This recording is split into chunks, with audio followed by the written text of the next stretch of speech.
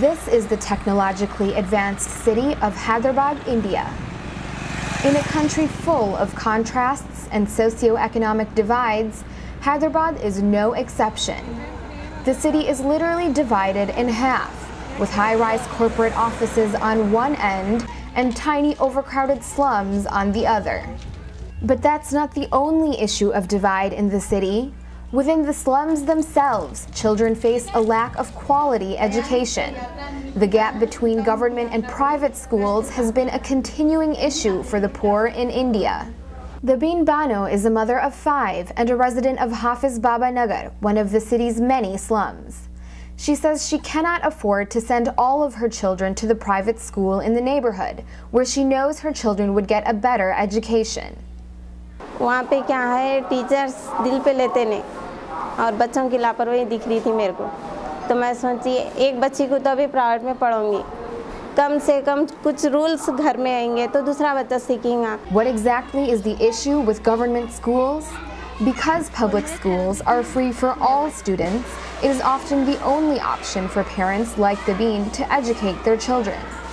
This leads to severe overcrowding in classrooms.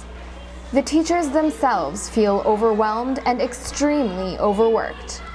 इसमें 18 teachers हैं और इसके साथ ही साथ ये हमारे प्राइमरी में क्या है 840 स्ट्रेंथ है, 840 स्ट्रेंथ है. इसमें हर क्लास में सेक्शन बनाया गया, ABC 3 सेक्शन बनाया.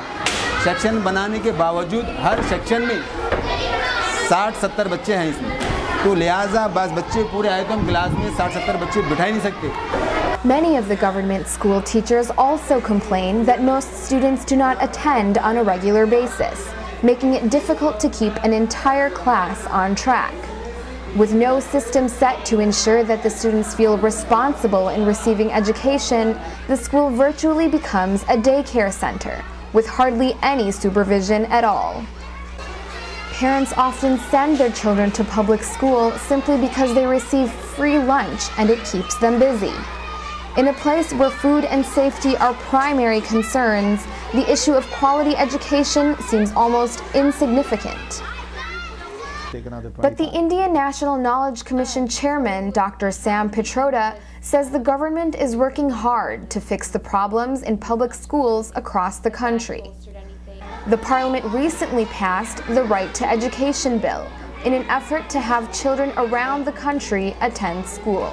Right to Education Bill is a bill that allows children in India up to age of 14 to get free education, compulsory education.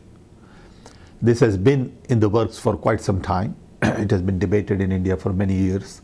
Finally, the bill was presented, passed, and now we need to really mobilize resources to fund that bill. And I think it's happening. But without a plan to improve the quality of education these children receive and an increase in the amount of able teachers, such a bill doesn't seem to be very promising. Still, Pitroda and his commission are confident in the bill. So I'm pretty optimistic, I'm very bullish, and I believe things will happen. It takes time in India. This is not something that you will see results in 4 or 5 years. These things take decades. So by the time you see the impact of all our recommendations, it'll be 20 years. Meanwhile, the gap between the rich and poor and those who can afford private versus public schooling remains constant. If the government does not make sufficient changes in the education system anytime soon, the nation's many divides will only continue to grow. For Medill News, this is Noreen Nasir.